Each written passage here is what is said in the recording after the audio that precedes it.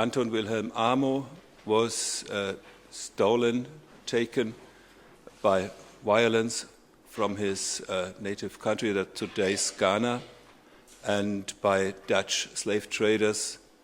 And he was given as a present, as a gift, to the Duke of Braunschweig. His brother was less fortunate. He took his way directly to the plantage of South America. And Amo was lucky insofar as this Duke of Braunschweig gave him an education, and so he could become doctor at our university and start to teach at our university. Then he moved to Ghana and, then he moved to Jena first, and there he was, suffered some racist attacks. You could call it today this way.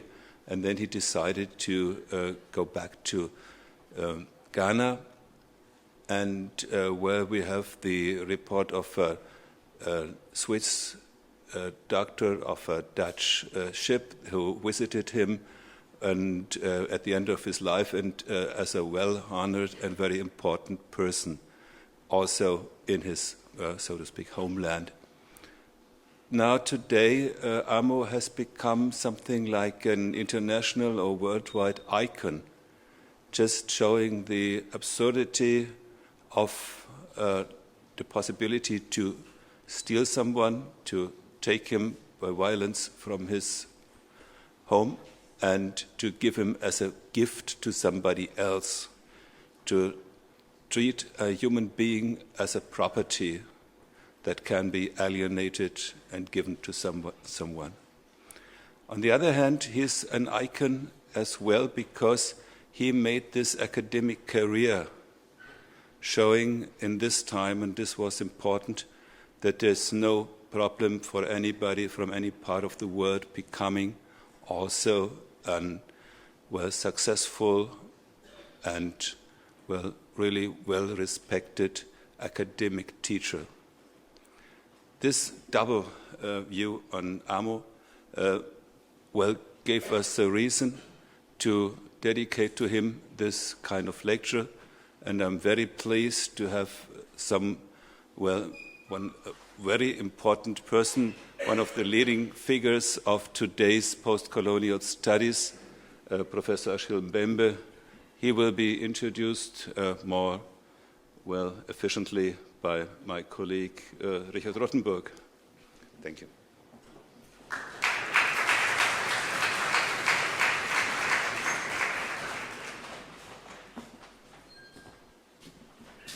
Thank you very much for being here.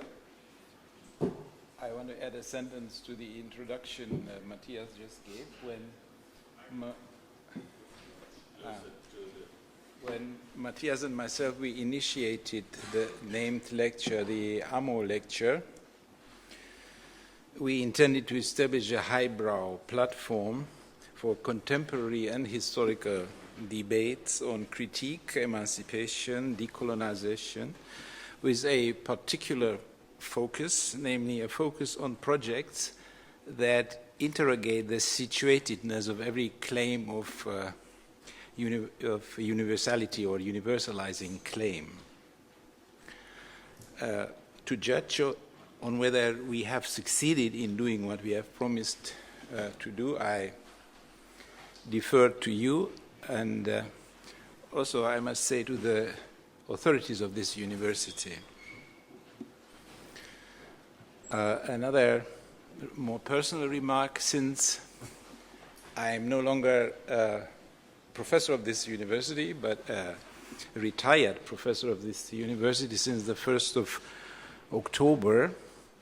And since I will join Achille at his institute at Weiser at the University of the Witwatersrand in January, in some sense Achille is also here to help me say goodbye to the Amo lectures, which I have initiated together with Matthias.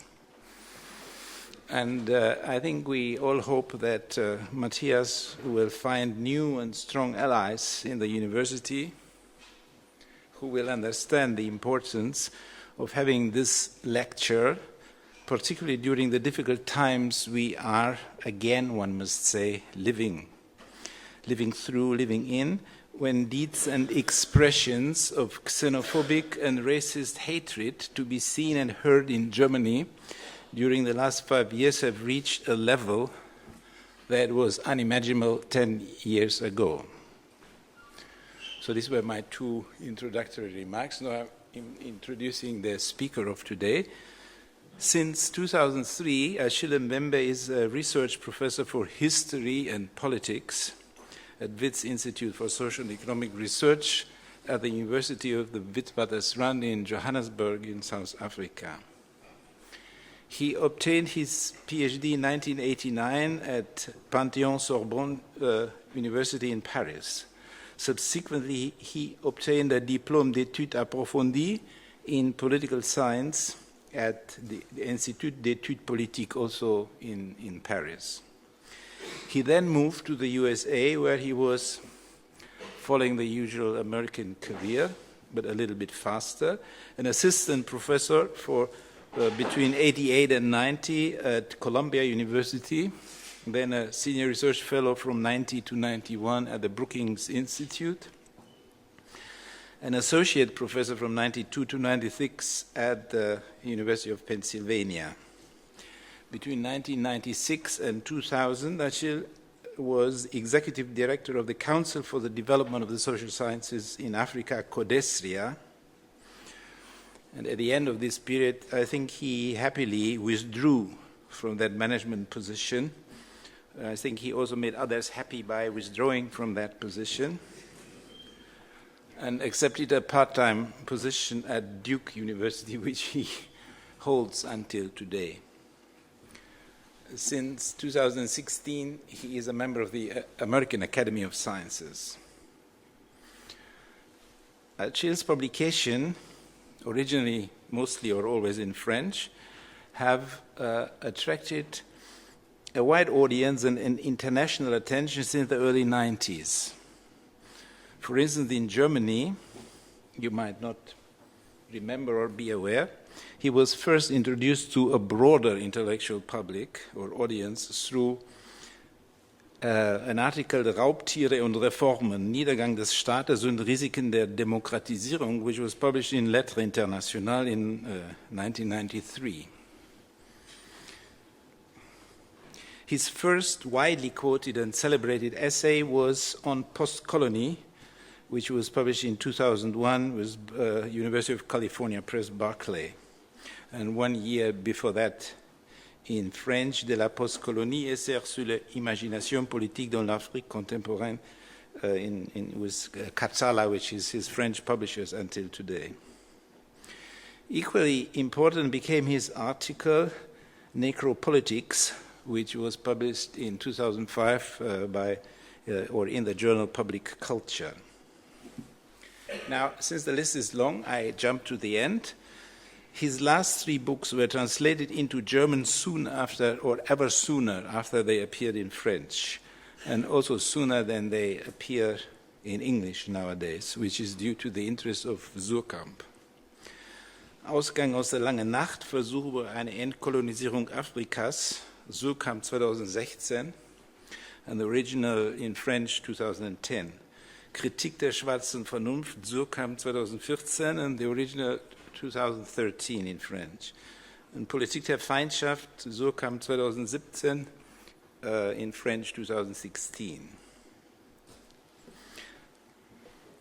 Soon after his book Critique of Black Reason appeared in German, Achille received the 36 Geschwister Scholl Award in 2015.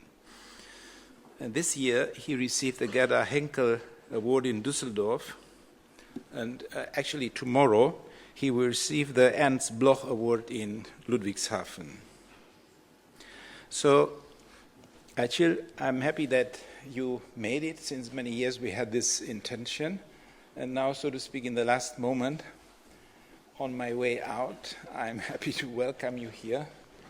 And I kindly ask you to come and give your talk. Thank you very much for coming.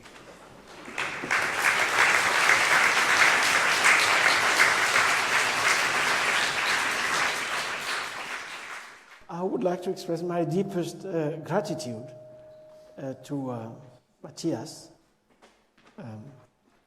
and to my very dear friend Richard. I'm happy to deliver this lecture in memory of Amo, whose life, as Matthias suggested, was finally a gift, not to an owner, but to the world at large. And I would like to thank the university for making a little place for Amo. And in so doing, gesturing towards the kind of, that's better, the kind of, I would say, unconditional hospitality institutions such as universities should aspire to become. Especially, as Richard said, in these times, and it is my hope that this gesture will be sustained and expand.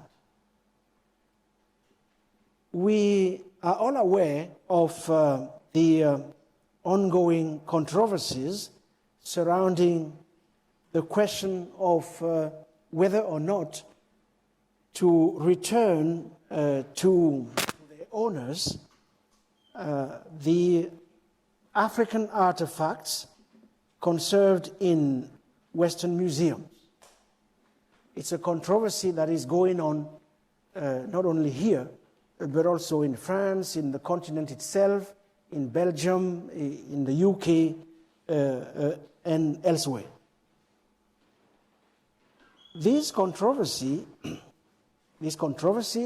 are unfolding at a time when Europe seems to be closing its doors and is increasingly reluctant to let more strangers, migrants, and foreigners in. And from an intellectual point of view, we are witnessing a renewed interest in the question of the life of objects and the objects of our lives at a time when more and more objects are digital, immaterial, or increasingly abstract. This is therefore a time when what we could call the ontology of objects is changing. And the old opposition between subjecthood, personhood, and objecthood, this old opposition is somewhat under duress. Just like many other boundaries, nature, culture, and so forth and so on, boundaries are under duress almost everywhere at the time when they are being reactivated simultaneously. Now, in my mind, the notion of savage objects, which I will be coming back to during this lecture, refers to artifacts which historically originated from Africa and which were caught somewhat in the dramatic conflict of representations that characterized the Afro-European encounter, starting, of course, with the Portuguese, their voyages of discovery, trade, and evangelization in the 15th century. Four key properties were then attributed to what are called savage objects. First, everywhere that they made their appearance, they tended to give rise to effects of blindness. Originally, they were considered as dirty, ugly, and monstrous objects. In short, they were considered as signatures of the shadow. But those signatures of the shadow that resist all translation. And as such, they shook up existing ocular frameworks and put back on the agenda the old question of what an image is. And how is it that an image differs from a simple silhouette? They force back into the agenda the old question about what art and aesthetic experience in general are and how they manifest themselves in their pure truth. Furthermore, these artifacts long aroused on the part of the West, generally understood, all sorts of sensations, ambiguous feelings, visceral and contradictory reactions, fear and fascination and wonder, horror and frustration, or even execration. So that's the first set of properties I attribute to this concept of savage objects. Second, savage objects are artifacts which have gone through a process of migration. At times, forced removal and migration, and which, in the process of museumification, have become the property. Here we are again with the question of property, not talking about the gift, have become the property not of those who made them in the first instance, but of the West, let's just call it as such, which since then has kept them in its institutions where they are now curated. Finally, these are objects that were rediscovered in the first years of the 20th century and finally conferred their status as work of art. So you can see the journey of these objects from objects of abjection, if you want, to objects or works of art. So as we speak about restitution, it seems to me that we have to foreground the philosophical and political stakes surrounding this debate.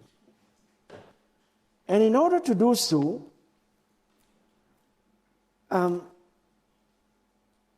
we need to pause and reflect on a long tradition in the West when it comes to the relation between humans and artifacts or objects, technical or not, whether they are technical objects or not. We have to rethink, if we want, about this.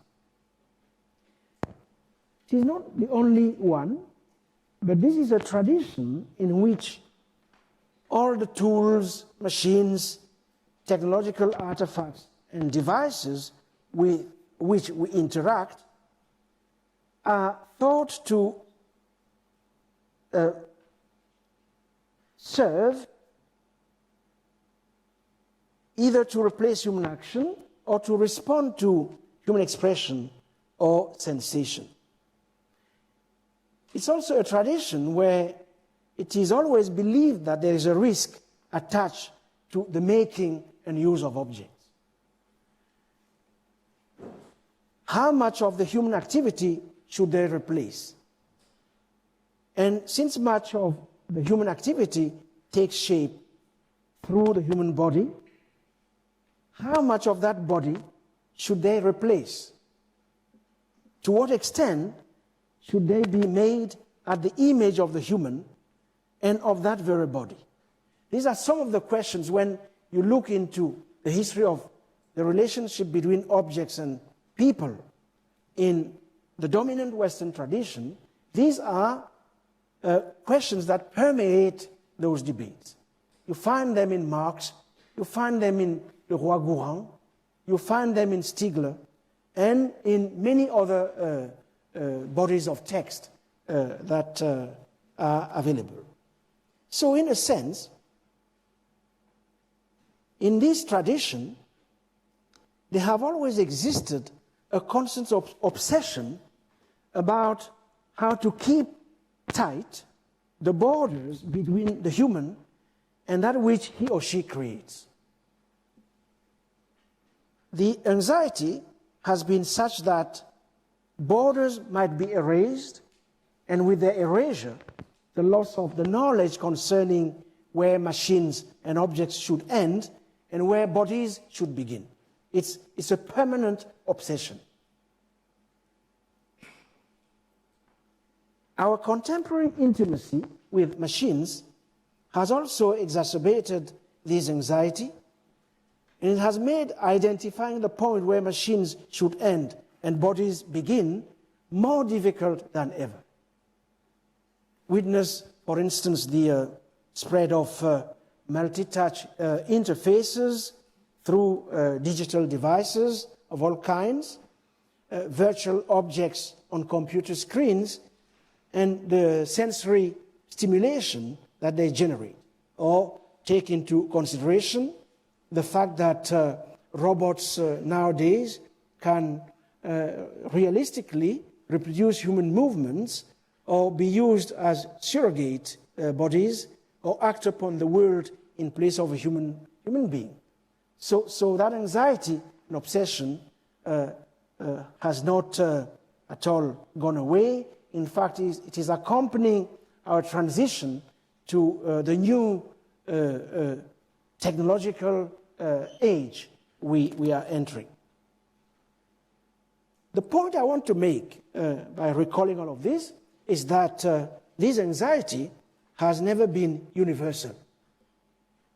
In Africa, for instance, the impossibility of ever fixing such a boundary between objects and humans was always recognized as the starting point in the human-objects relationship. I could extend on that, but just trust me with this statement for the time being. Objects were part of us, and we were part of objects. It was recognized that the relationship between persons and artifacts was always going to be somewhere an embodied experience. You find it in various African cosmologies, among the Dogon, studied by Marcel Griol and the French anthropological tradition, is the same thing in Central Africa, with the works as evidenced by a whole body of work by historians and anthropologists such as Jan van Sina, James Fernandez, Wyatt McGaffey, and so forth and so on. Now, during the encounter between Africa and Europe, the realization that there will always be some degree of entanglement, even reversibility between persons and objects, this was dismissed as animism. In the process, what was really dismissed as animism was, in fact, a different way of accounting for objects' own agency. A different way of accounting for the way we sense and act with objects and without, a way in which the human body is not just one more object interacting with other objects and the technologies that surround it. Now, thank God, with the new state of mind we live in, let's say there is more and more, with the object-oriented turn, there is an increasing recognition of the agency of objects. So to some extent, everyone is becoming animist today. If we have never been modern, at least today we are all becoming animist. We're all becoming African, if you want to take it further. Now, I could tell you more about this tradition, but we don't have much time for that. Let me move on. So today, the question of knowing whether or not to return to the Assagnis, the African artifacts conserved in Western museums, is a transient one. Very few, however, concern themselves with understanding what had originally justified the migration of these objects to Europe. Why are they here? And while they are here, what function were they supposed to fulfill? Further still, many do not know either what the real aesthetic value is, still less what they were the signifier of in European consciousness. In such conditions, I think it is important to return to the essential. So, let us pose the questions in the clearest possible manner. What precisely does one want to divest themselves of, and why? And why now? What will remain of the traces of these objects in the West once they have been repatriated, and what mode of existence will their absence make possible? Is the work that these objects were supposed to accomplish in the history of European consciousness finished? What will it have produced in the end, and who ought to bear the consequences of it? After these objects having been present in institutions for so many years, has Europe learned at last how to come to terms with those who come from outside it, and even from extremely far away? Is Europe finally ready to embark on the path to destinations that are yet to come? Or is it but a pure crack, a thing that is split in pure loss, without depth or perspective? It seems to me that we cannot talk about restitution without taking these deeper questions on board. And these questions are addressed not only to Europe, but also to Africa in this case.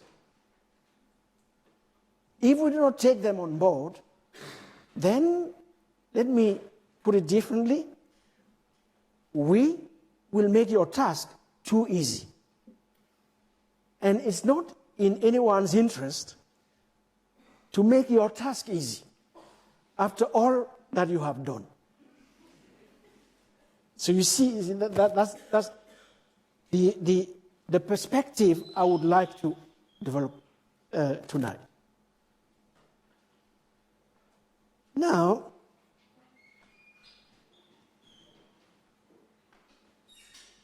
let us stop to look at the first years of the 20th century. Let's keep the long period going from the 15th century on, 15th century, 20th.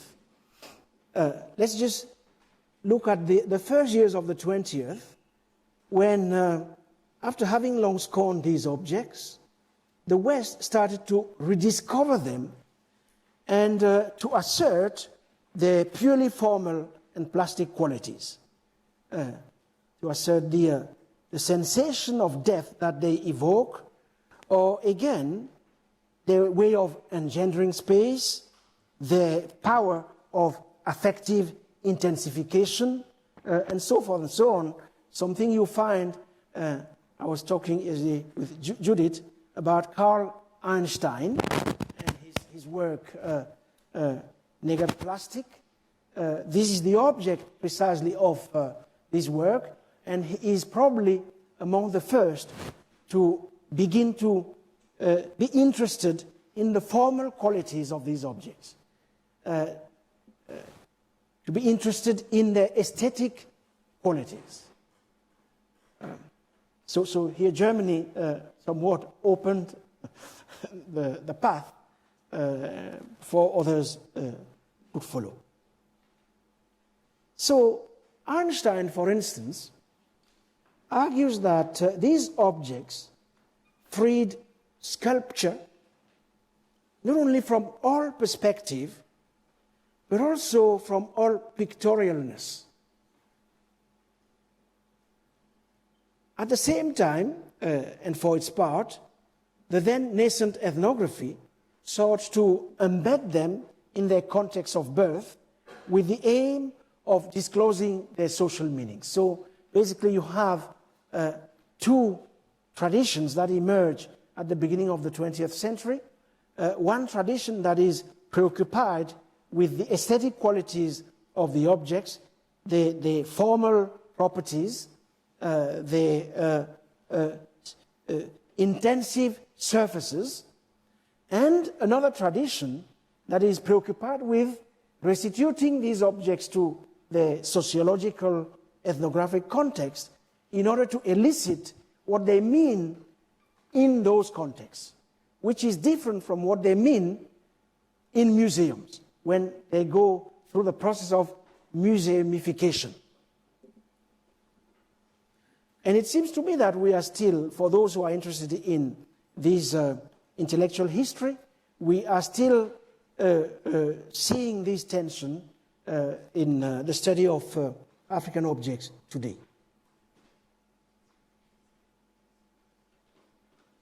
Now, you would ask, but why is it that after 3-4 centuries of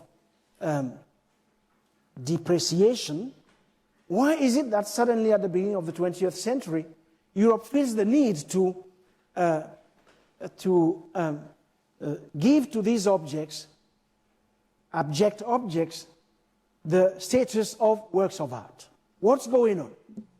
Why the change of heart? What's going on is, first of all, that Europe has hit a crisis, or is hit by a crisis.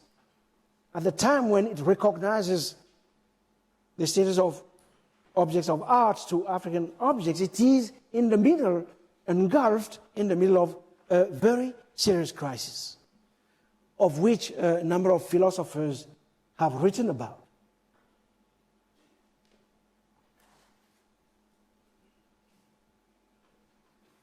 Europe is living in the belief that it has forgotten something fundamental. And it believes that possibly a return to the African sign may enable it to rediscover this thing fundamental that it has forgotten.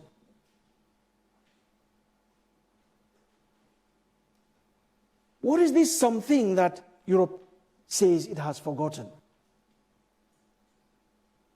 Europe says it has forgotten something stemming from, let's just call it the memory of pure forms. It is in search of pure forms, how to reconnect with the memory of pure forms. Pure forms meaning what? Pure forms meaning forms that are freed from every origin, and because they are freed from every origin,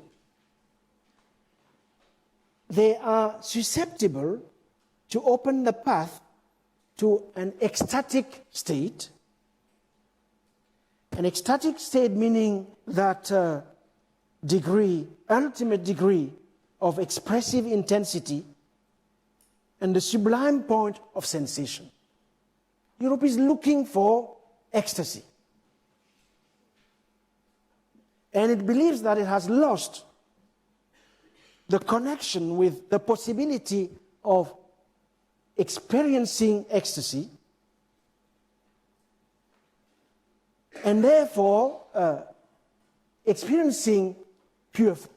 And that may be, if it goes to Africa, it will find it and reconnect with it once again. This freeing from all origin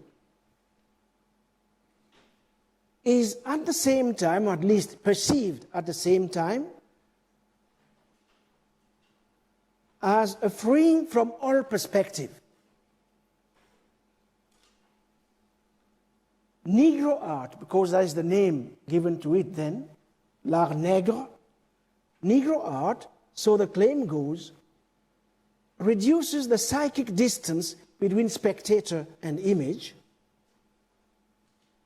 to the point where suddenly the invisible aspects inherent to the image appear. That in fact, an image is many things at the same time.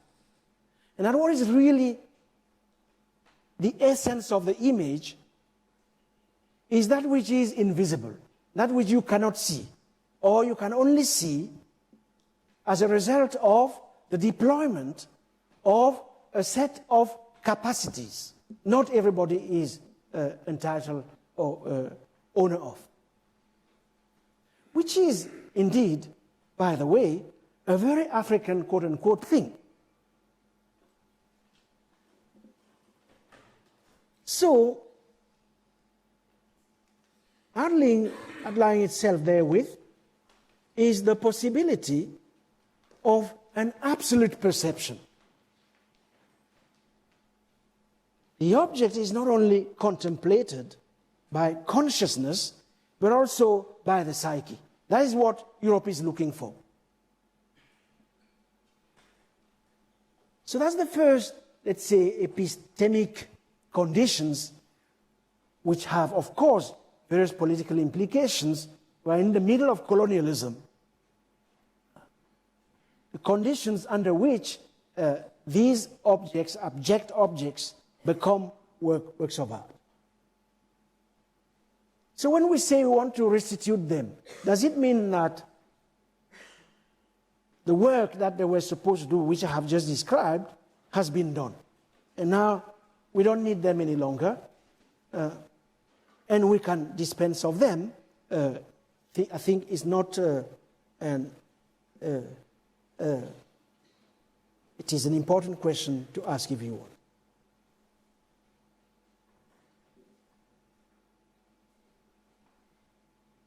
The belief then is also that Negro art suggests other ways of representing space, ways whose character is at once symbolic and optic.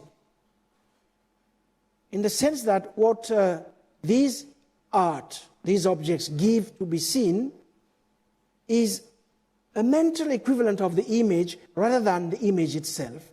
It elicits thus another modality of seeing. Seeing does not require that the eye be immobilized. On the contrary, it is about liberating the eye, about rendering it active and mobile, about setting it in relation to manifold other psychic and physiological processes. So there's a big discussion then on what it means to see. And, of course, equally, what it means to not see. Which is a question which is still with us. Which is with us nowadays more than ever before. The conditions under which we choose to see, whether we have a capacity to see, and under what conditions is it that we don't want to see. Because seeing comes with a set of responsibilities. And under certain conditions, maybe it's better to not see. So this question of is more than the question of visibility. I'm talking about seeing. As a philosophical question, but also as a political question. So, the eye, the belief is that with African art objects, the eye is not a dead organ, going on what it sees and what it recognizes. Its work is to explore what is missing, to reconstruct on the basis of multiple traces the object staged in the image, in short, to elicit its appearing, to create the conditions for it to come alive. That's the function, the ultimate function of the eye. To allow the object to reconnect with the forces of life, and therefore to animate it. The forces of life, in this case, being equal to the forces of movement. Because where there is movement, there is life. And where there is no movement, things are inert.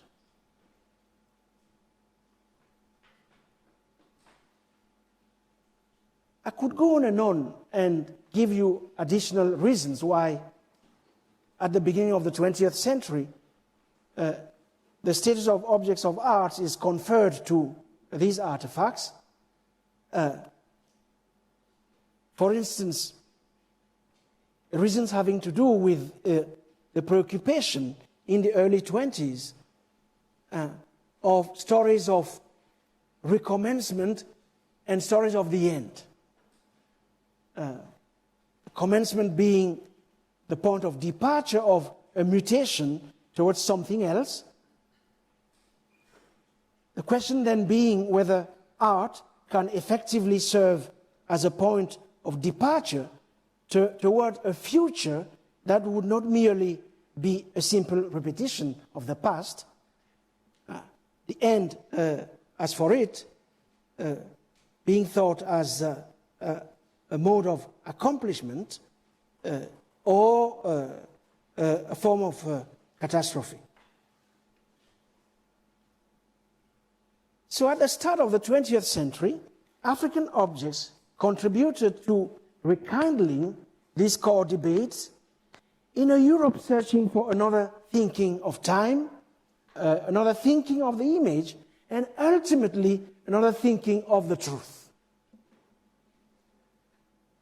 This Europe, as I said a moment ago, was one of conquest, whose world domination was relatively well established.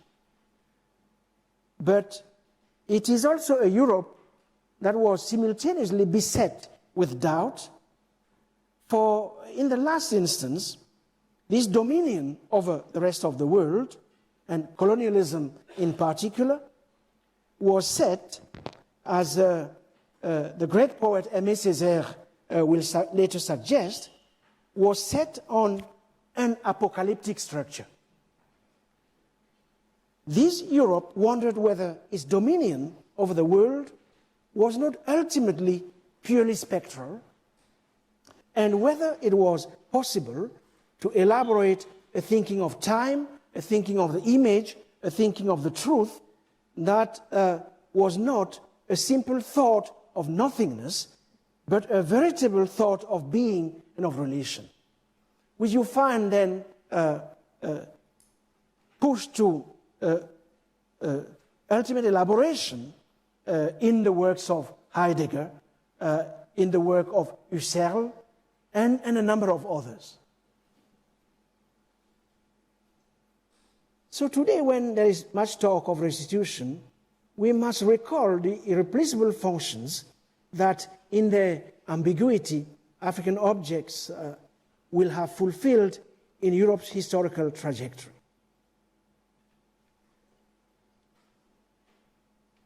Now, on the precise topic of restitution, of course, everything is far from being settled. Legalism and paternalism determine the two sorts of responses generally mobilized by anyone who stands opposed to this project today. On the one hand, some claim that, in the last instance, the law by no means authorizes the return or transfer of these artifacts to their assignees. One desists from calling into question the external origin of these artifacts and their creators. Nevertheless, the response given to the question of knowing to whom they belong is presented as if it was absolutely independent of the supposedly prejudicial question of knowing whence they come and who their authors are. In other terms, a caesura is opened between the law of property and use on the one hand, and on the other hand, the act of creating and the creating subject. Notably, it is asserted that having made something does not automatically make one the owner of that thing. To make an object is one matter. Having the right to use, enjoy, and dispose of that thing exclusively and absolutely is another one altogether. And just as making does not equal possessing, a work's origin, we are told, is not a sufficient condition to be able to lay claim to its possession or to a right of possession. So this is absolutely in tune with, I would say, Amos' life. It's all about ownership, property, and law. Further, the acquisition of these objects is, in truth, presented as if it took place in an entirely unproblematic condition, as if, from start to finish, it involved transactions between equals on a free market where the value of objects was determined by an objective pricing mechanism. And that wasn't the case, and we see it, for instance, in the work of Michel Léris, Afrique Fantôme, part of which is about the Dakar-Djibouti trip commissioned by the French government as part of the enterprise of collecting African objects then. The conclusion drawn is that, having endured the market test, these objects are no longer without masters. Henceforth, they are inalienable, the exclusive property either of public authority as such, which manages them through its museums, or of private individuals who, having bought them, are qualified in the view of the law to enjoy them fully unhindered. From a legal viewpoint, the debate on the restitution is thus declared unfounded, as their presence in Western museums and other private institutions has nothing to do with confiscation and thus requires no judgment of a moral or political kind. That's basically the argument, in any case, in the French or Belgian context. I don't know how it goes here in Germany, but I'm sure that some parallels can be established. Now, posing the problem of restitution in this way is neither innocent nor neutral. I think it forms part of the strategies used by those who stand convinced that in a war, whether declared or not, the victor is always right and pillage is its compensation. The defeated party is always wrong, has no choice other than to thank his executioner, should this later spare his life, and has no automatic right to justice. In other terms, might creates right, and the law has no might that does not depend on the power of the victor. That is the philosophy of law that is convoked to justify the refusal to restitute the objects.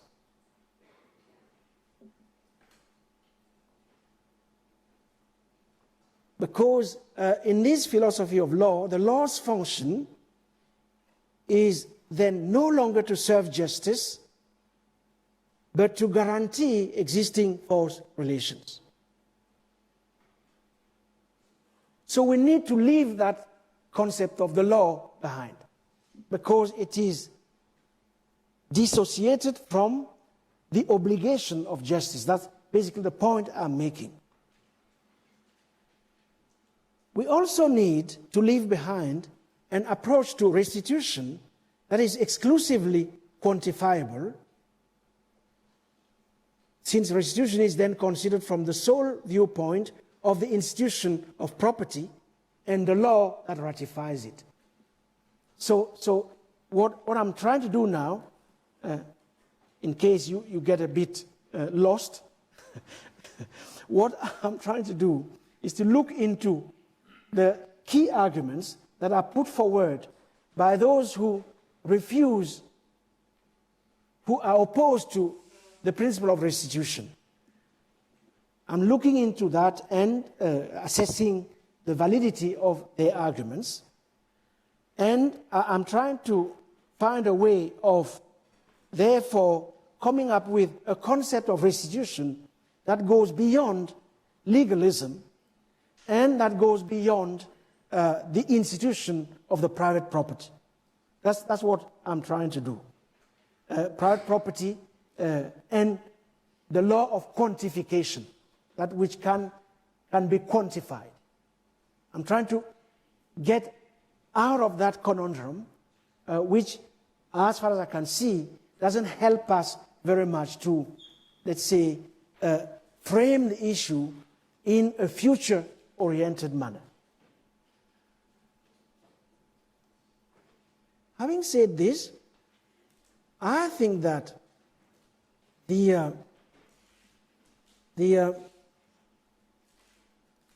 so that the restitution of African objects is not the occasion for Europe to endow itself with a good conscience at a cheap price. That's really my preoccupation, that this doesn't turn into too easy an issue. The debate must be recentered around the historical philosophical stakes at of the act of restitution. And one then sees that every authentic politics of restitution is inseparable from what I call a capacity for truth, such that honoring truth and acts of repairing the world, because the two go together, become, by this very fact, the essential foundation of a new relationship. The point is, how is it that we imagine an entirely different relationship between Africa and Europe? Not by legalism, not by quantification, law of property and so forth and so on, but by coming back to the obligation for truth, the capacity for truth as a precondition for engaging in common in the act of repairing the world, because restitution, that's what it is all about, is about how is it that we repair the world that we have damaged through damaging relationships with ourselves and with others. Now, to honor truth we must still be able to call it to mind.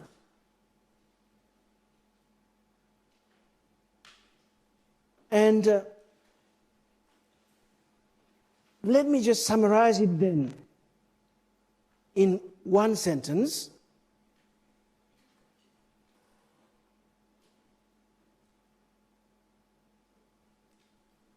I'm looking for that sentence. It's buried very low in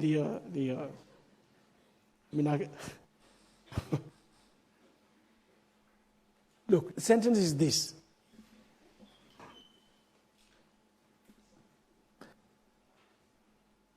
What we have lost as a result of Europe's engagement with us is priceless. It cannot be reimbursed, if you want to use these monetary terms. It's so colossal that even if Europe wanted to give it back, it wouldn't be able to. We have suffered a radical loss in our engagement with Europe. That is the starting point of any reflection, deep reflection on restitution. And there's no way in which we'll ever recover what we lost. We will have to live with that radical loss. But in turn, Europe owes us the truth about what happened. But you know, when you look at the history of our engagement with Europe, I mean, one thing a number of our thinkers, historians have found is that Europe has a serious problem with the truth. It has a very deep problem telling the truth. And this is what is at the basis of, we were talking this afternoon about decolonization. The critique of universalism and of that, of modernity, part of that critique is based on the experience of a Europe that doesn't know how to tell the truth about what it has done. So it owes us a debt of truth. What it can restitute to us is the truth, which is that in our engagement with it, we have lost so much. And the objects, when you look at the objects and what they meant, what they referenced to, the kind of world they were part of, the meanings that were attached to them, how they were constituted, the kind of economy they were part of, a generative economy, the forms of knowledge that were necessary to make them, botanical knowledge, knowledge of trees as far as maths are concerned, knowledge of chemical processes, how you produce colors, other chemical processes, how is it that you make an object that has durability under the conditions, ecological conditions, let's say, of the rainforest. All that knowledge is gone. How will you ever restitute that knowledge? So that is, as far as I'm concerned, the real question. It's not about really whether or not you should restitute. It's about something deeper. And as we have known all along, it's very difficult for Europe to, let's say, deal with these kinds of matters for all kinds of reasons we don't have the time to look into today. So let me move towards the end. In fact, what we are witnessing today is a sense, people telling us, we owe you nothing. I mean, you know what, we really don't owe you anything. There's we don't owe anything to each other. And the relationship we'll have from now on will be premised on the fact that we do not owe anything to each other. But it seems we cannot repair the world on the basis of such an assumption. It is not possible to build a world, to engage in a politics of the future world, if we start from the assumption that we have nothing to do with each other and we don't owe anything to each other. Now,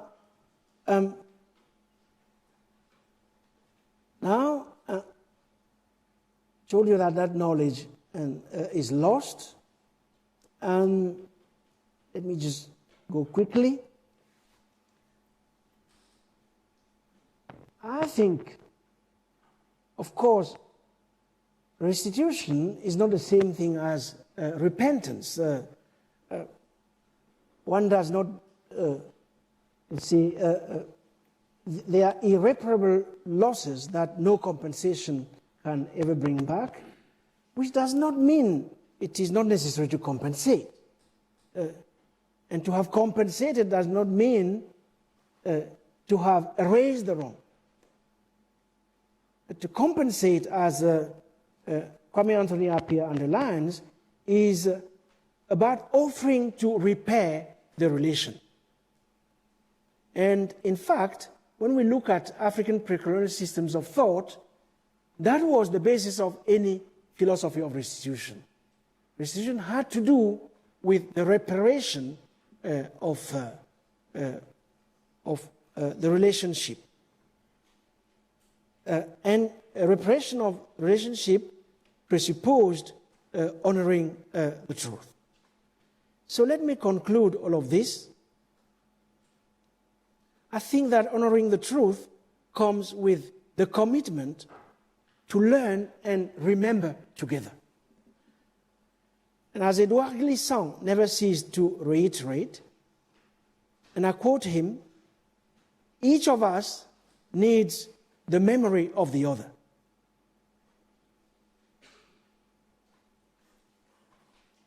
This is not about compassion or charity. It's about a new lucidity in a process of relation. Glissant was very keen in examining that question of the relation. So, if we want indeed to share the world's beauty, he would add, we ought to learn to be united with all its suffering. We'll have to learn to remember together, and this doing, to repair together the world's fabric and its visage. So this is not about withdrawing into oneself, about allowing oneself to be inhabited by the obsession of one's own place. It's not about being among one's own kind, a kind of transcendental in itself. It's about contributing to the rising of new regions of the world where we will all be able to enter unconditionally.